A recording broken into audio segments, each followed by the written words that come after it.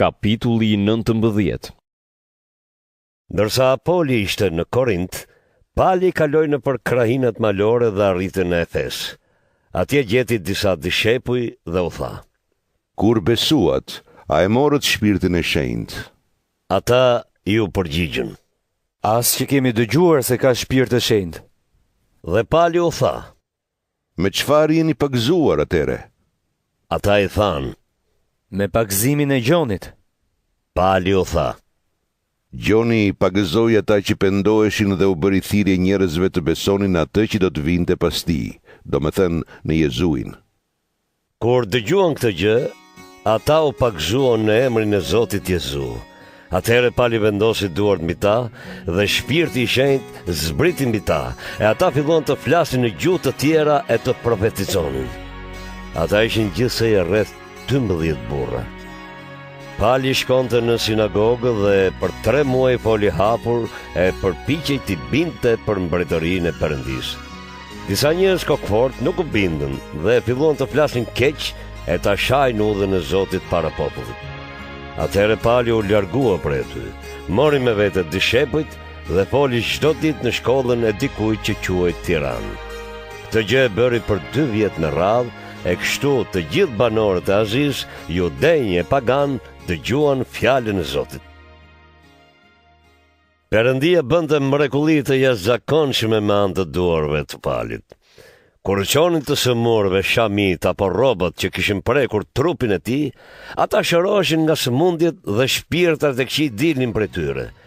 Atëherë disa judenj endacak që dëbonin shpirtrat e këqij, u munduan të thërrisin emrin e Jezuit mbi ata që kishin shpirtrat të këqij, duke thënë: Ju urdhëroj të dilni në emër të Jezuit që predikon Pali.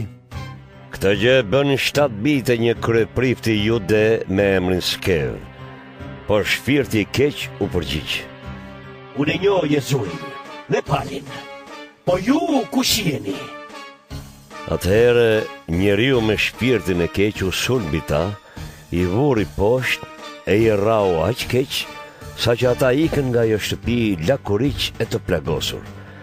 Kur të gjithë banorët e Efesit, judejt dhe paganët, e morën vesh këtë gjë, i zuri frika të gjithë dhe lavdëronin emrin e Zotit Jezu. Edhe shumë prej atyre që besuan, rrëfyen e treguan të këqijat që kishin bërë. Disa prej atyre që ishin marrë me magji, i sollën librat e tyre të magjisë dhe i dogjën para të gjithëve. Kur u llogarit vlera e tyre librave, doli sa arrinte në 50.000 monedha argjendi. Kështu fjala e Zotit përhapej dhe forcoi gjithnjë më shumë me fuqinë e tij. Si ndodhen këto gjëra, Pali vendosi që të shkonte në Jeruzalem duke kaluar nëpër Maqedoni dhe nëpër Akai.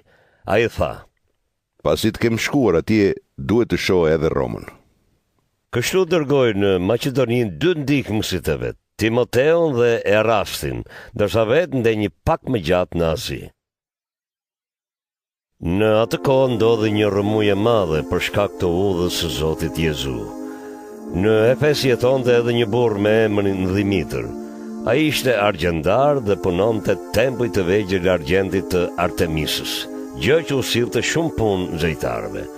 Ai mblodhi zejtarët bashkë me punëtorët që kishin të njëjtën mjeshtëri e u tha: Burra, ju e dini mirë se mirëqenia jon varet nga kjo mjeshtri. Tani ju e shihni dhe e dëgjoni se ky Pali i ka bindur dhe ka bërë për vete një numër të madh njerëzish jo vetëm në Efes, por pothuaj në të gjithë Azin, duke u thënë se perënditë e bëra me duart e njerëzve nuk janë perëndi. Prandaj ka rrezik jo vetëm t'i bjerë vlera punës son, por që edhe të mos shmohet më tempullin e perëndeshës së madhe Artemis dhe asaj t'i humbë madhështia që e ka shtyrë tërë Azinë e botën ta adhurojnë. Kur e dëgjuan të gjë, zejtarët u zemëruan e përtitën: E madhe është Artemisa e Mesianëve! Rrëmuja u përhap në gjithë qytetin. Turma u bashkua shkoi me vrap të teatrit, duke të rrequr zvarr Gajn dhe Aristarkun që ishin Maqedonas e që udhtonin me Palin. Pali donte të dilte para turnës, po dishepujt nuk e lanë. Edhe disa krerë të Karahinës së Azis, që ishin miq të tij, dërguan njerëz tek ai për të thënë që të mos shkonte te teatri për të dalë para turmës. Atëherë u bë rrëmujë e madhe ndër të mbledhurit. Disa bërtisnin e thoshin një gjë, e të tjerë një gjë tjetër, ndërsa shumica nuk e dinte pse ishin mbledhur. Disa nga turma shtyn përpara një far Aleksandri dhe judejtë e nxitën të Krishtit. Aleksandri bëri shenjë me dorë për qetësi dhe u mundua të fliste para popullit në mbrojtje të judejve. Po kur e kuptuan se ishte jude, të gjithë së bashku bërtitën një zëri për rreth 2 orë. E madhe është Artemisa e Mesianëve! Sekretari i qytetit pasi e qetësoi turmën tha: Burrat të Efesit, a ka njeri këtu që nuk e di se qyteti i Efesianëve është mbrojtësi i tempullit të Artemisës së Madhe dhe i shtatores së rënë nga lart? Kjo gjë nuk mund të mohohet, prandaj qetësohuni dhe mos bëni gjëra të nxituara.